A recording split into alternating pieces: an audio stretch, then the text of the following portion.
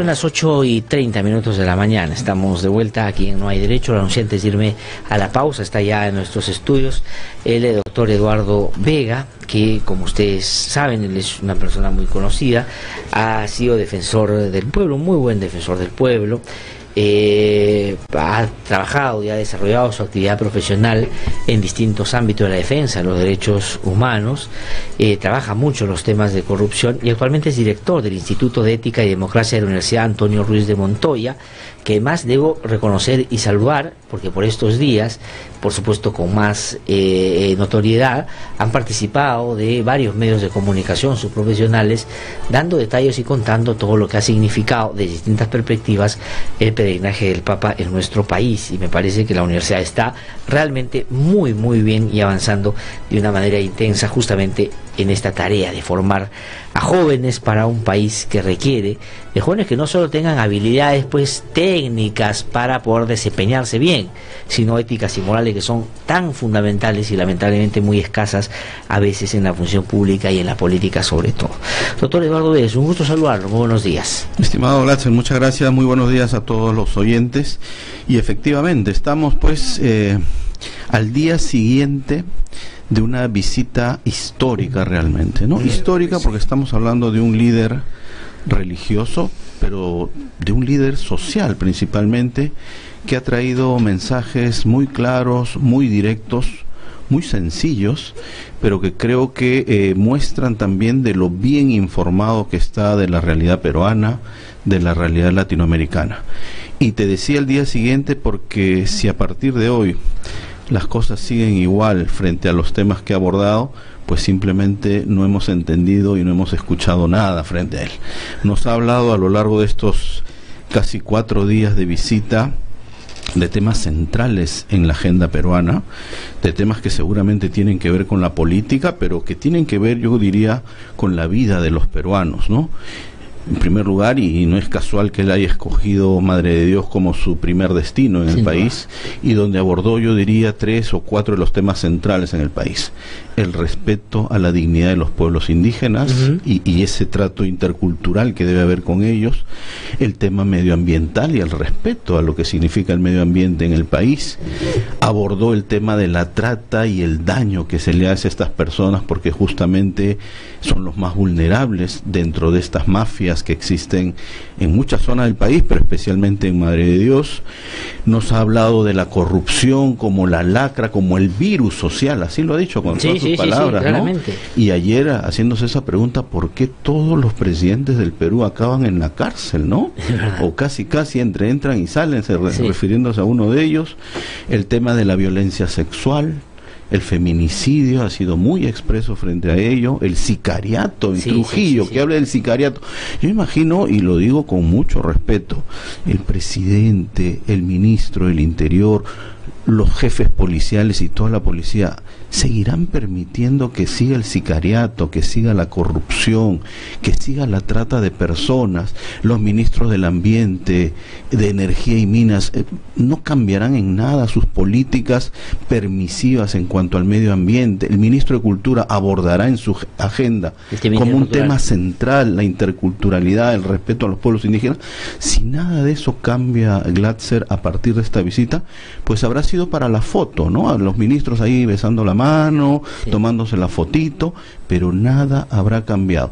Y no estamos hablando ahí de un tema religioso, porque creo que lo principal que te digo es una visita que tiene un contenido social y político principal. Sin duda, doctor Eduardo Vega, yo creo que usted lo ha descrito bastante bien y voy a entrar a pormenorizar algunas de las cosas que usted bien ha referido de cara a, efectivamente, la tarea pendiente que él nos ha dejado. Porque el Papa no va a venir a resolver nuestros problemas, no tendría por qué y no podría tampoco, pero sí nos ha dejado esa tarea. Pero si esto último que usted lo plantea a torno a reflexión fuera una pregunta, yo le diría que mayoritariamente la gente que nos escucha diría no lo van a hacer, ha sido para la foto. Es decir, hay un alto nivel de desconfianza porque no son problemas que acaban de aparecer con el Papa, sino que vienen afectando a ciudadanos indefensos hace bastante tiempo. Entonces, vayamos punto por punto a desarrollar alguna de estas acciones que usted ha mencionado. Y quisiera comenzar por el tema de la corrupción.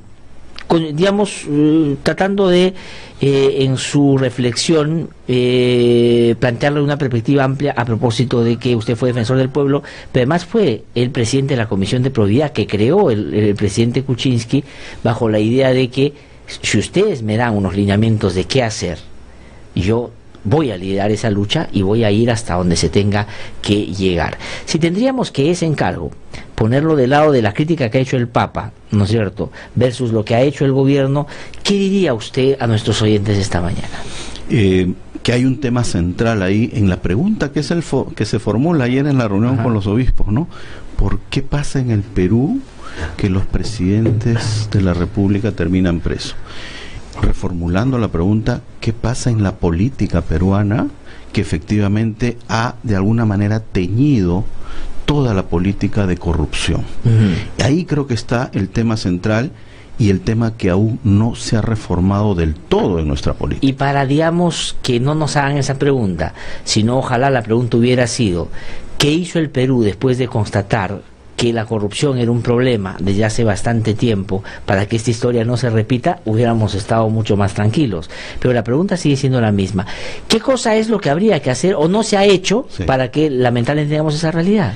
Mira, principalmente no se han tomado las acciones del caso todavía en la reforma política, que es el gran pedido que se viene haciendo. Se han tomado algunos parches, se han hecho algunas modificaciones pequeñas, pero el gran tema de fondo, la reforma del sistema político peruano, que permite justamente que entren personas que no están capacitados o cuya ética, finalmente lo que nos ha hablado el Papa durante estos 4 días ha sido de ética en todos los aspectos de la vida.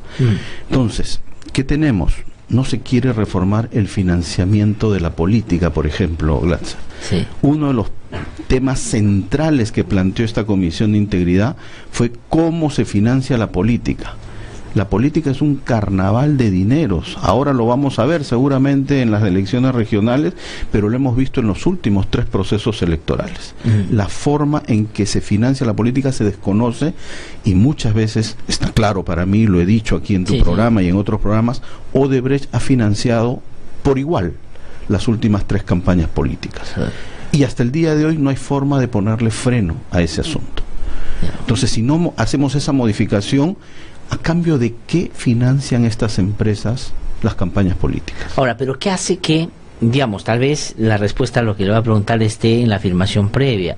Entonces, ¿cómo pedirle a los políticos que hagan los cambios que hay que hacer para que, digamos, no pase lo que ya pasó con ellos? Es decir, si ellos fueron financiados ilegalmente, ¿cómo se le va a pedir a ellos que ellos mismos, digamos, se autoflagelen con este tema?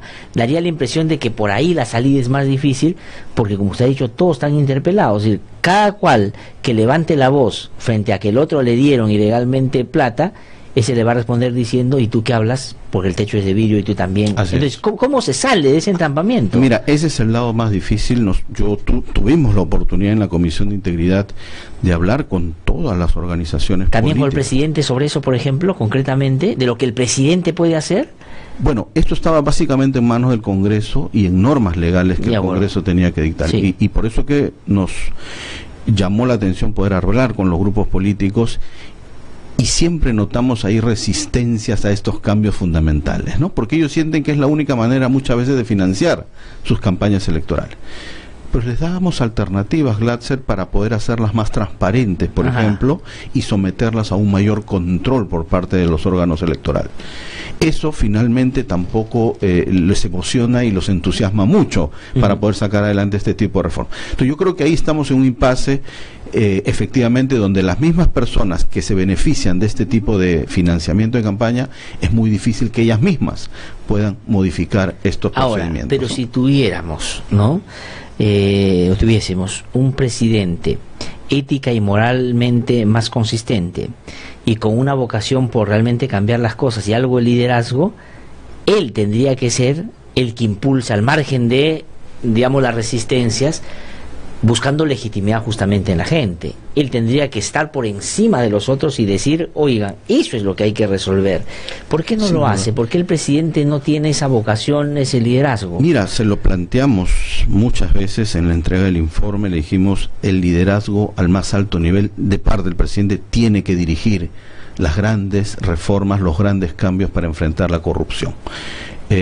Una muestra de ello es que tampoco hemos podido dictar otras normas, Glatzer, como la declaración jurada de intereses, una cosa que parecía tan elemental, tan sencilla, para que cada alto funcionario del país, el presidente, los congresistas, los ministros, los gobernadores regionales, nos presenten qué tipo de actividades en los últimos 5 años han desarrollado en la empresa privada, en la empresa pública, en las universidades.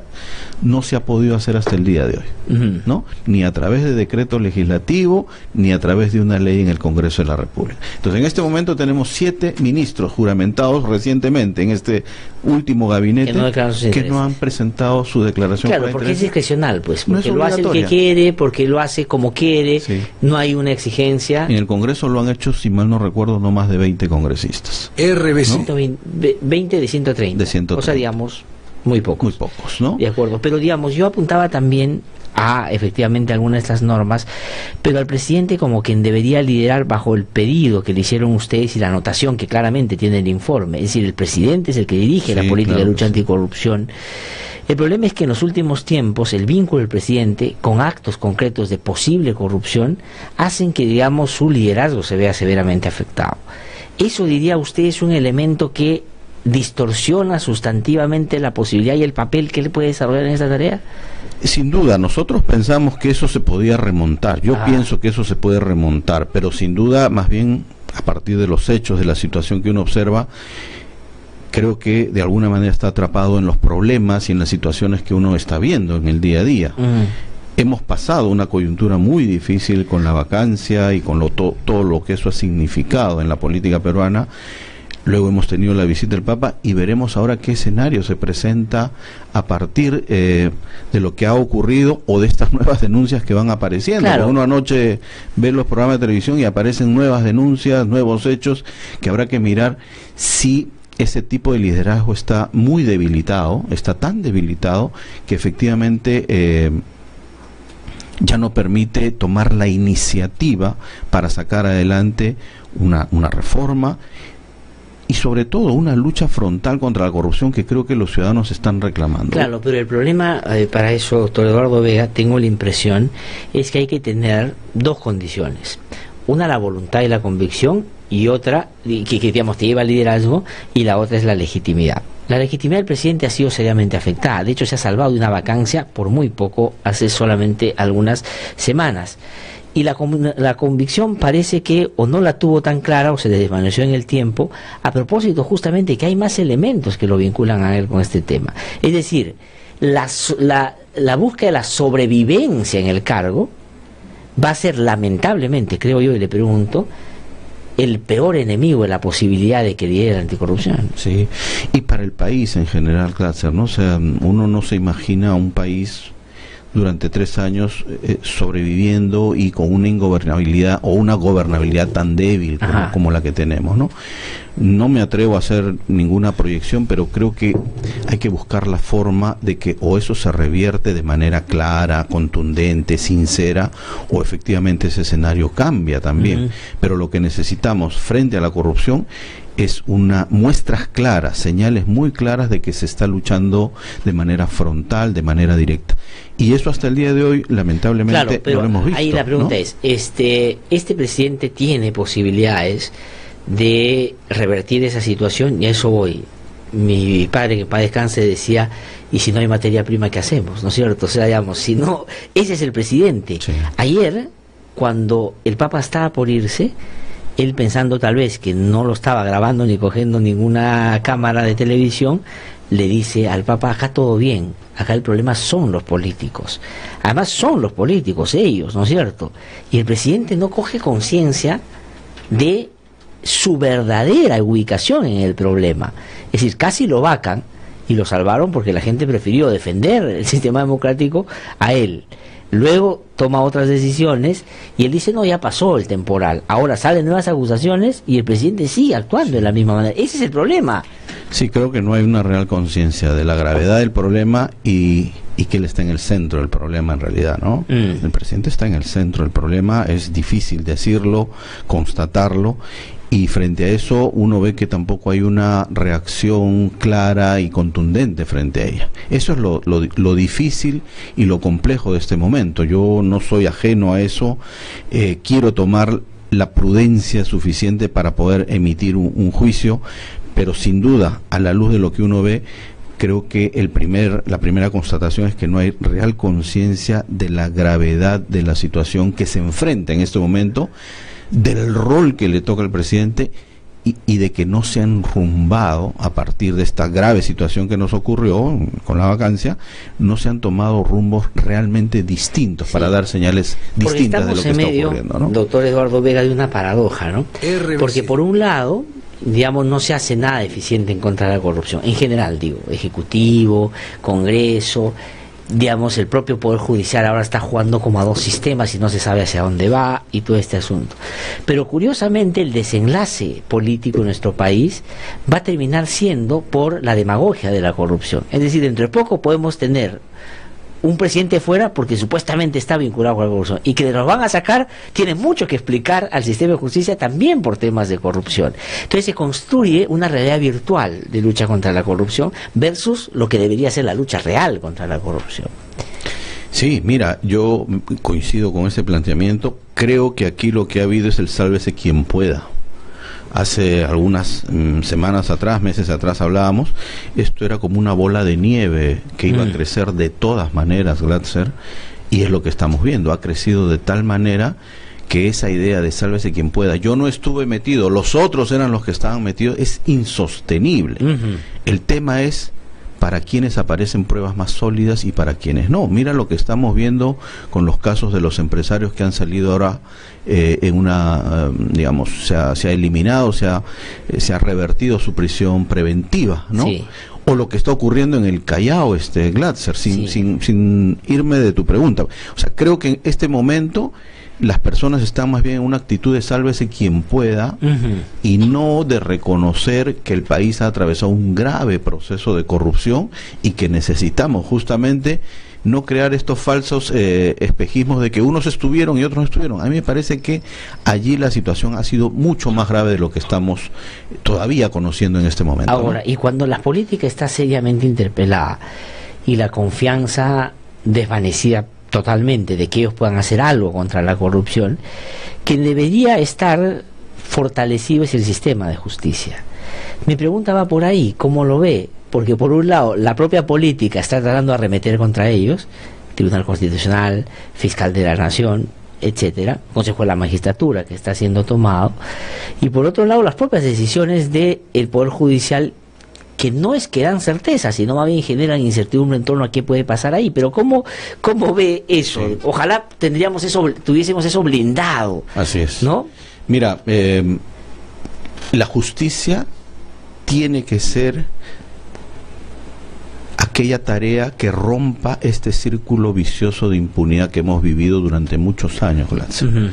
¿Qué es lo que ve la ciudadanía? ¿Qué es lo que vemos? Es que normalmente la corrupción llegaba al Poder Judicial, sí, y ahí terminaba todo, ahí se absolvía todo.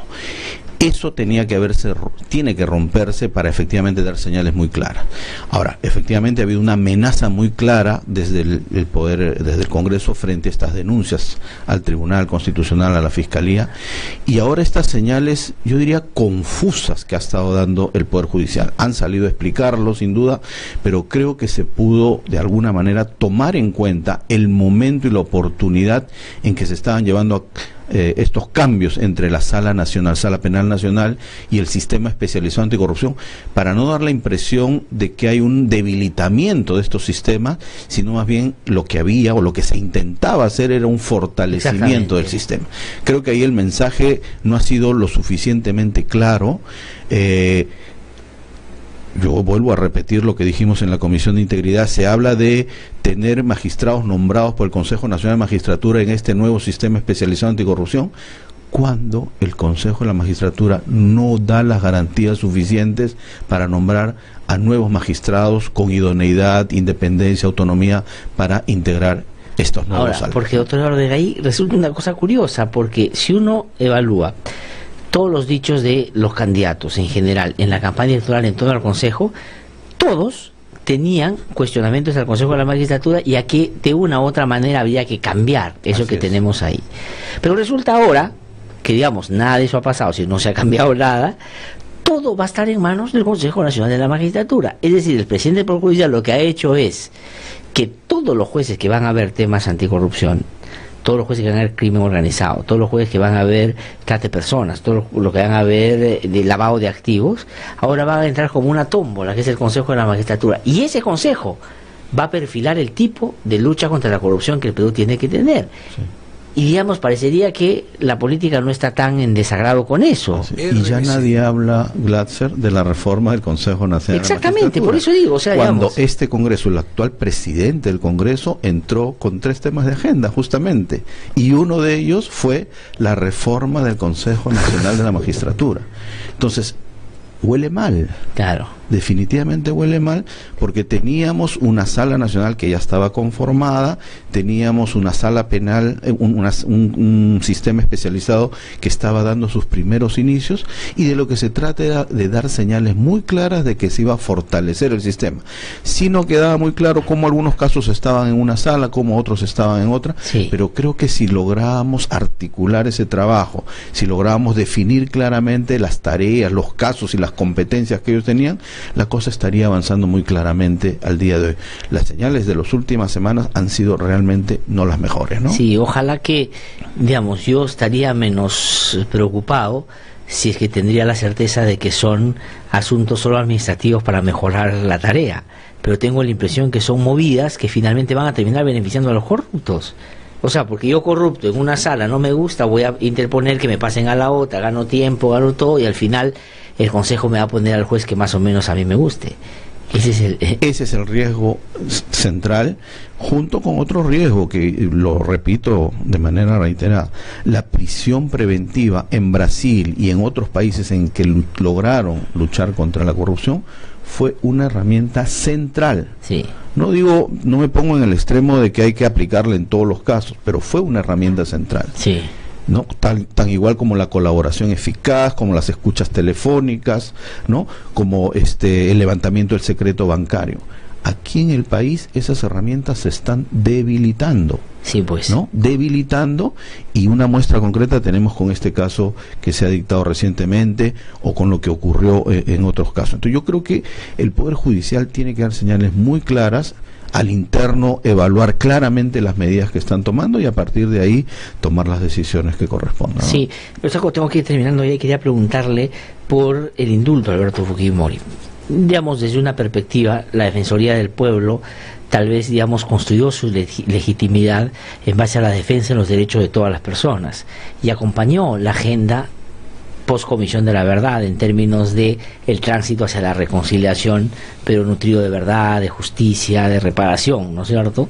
Entonces ahí tengo 2 preguntas. Una, ¿el sistema interamericano, la Corte y el caso Pativilca claramente podrían revertir la decisión del presidente? Sí. Mira, en primer lugar, yo creo que en estos días lo que hemos visto es una perversión de la palabra reconciliación, para empezar. Lo han dicho, creo, personas muy serias que han estudiado el tema, y creo que eso es lo primero. Esto de ninguna manera nos puede llevar a ese proceso, tal como ha sido planteado. Lo segundo, creo que efectivamente estamos a puertas de ver qué tipo de decisión va a tomar la Corte Interamericana en esta audiencia de supervisión del cumplimiento de las recomendaciones que va a tomar que ha tomado el Estado peruano y que va a tomar la Corte.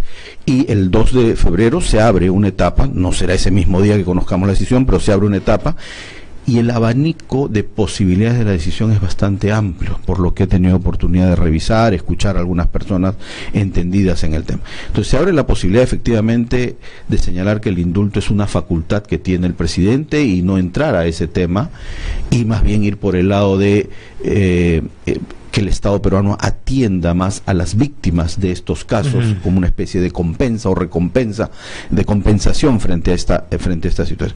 Y por otro lado hay quienes piensan que sí puede entrar a revisar el indulto en toda su extensión. Creo que nos movemos en ese escenario.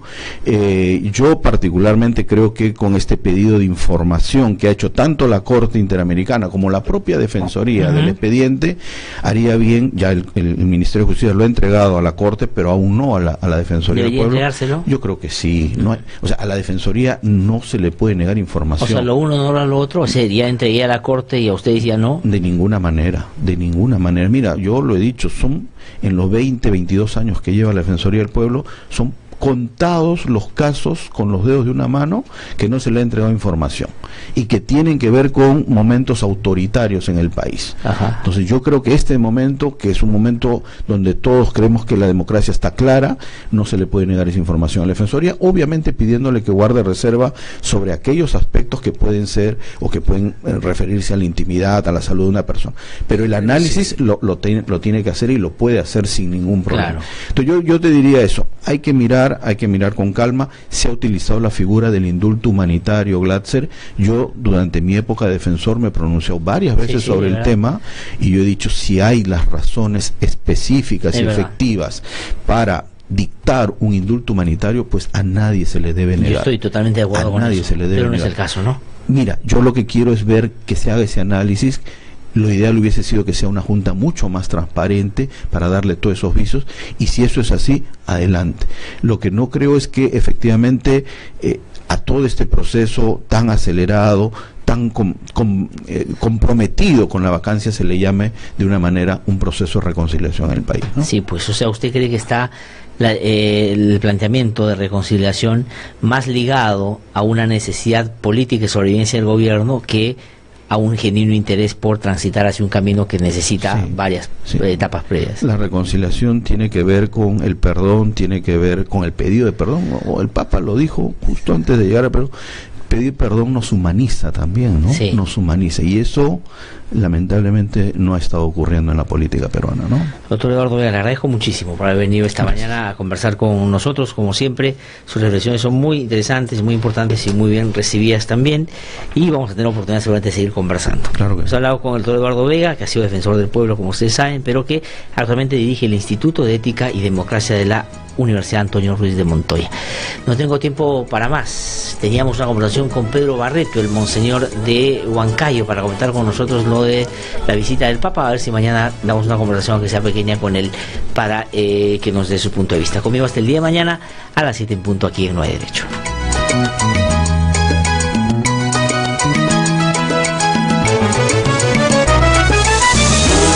No hay derecho, no, no.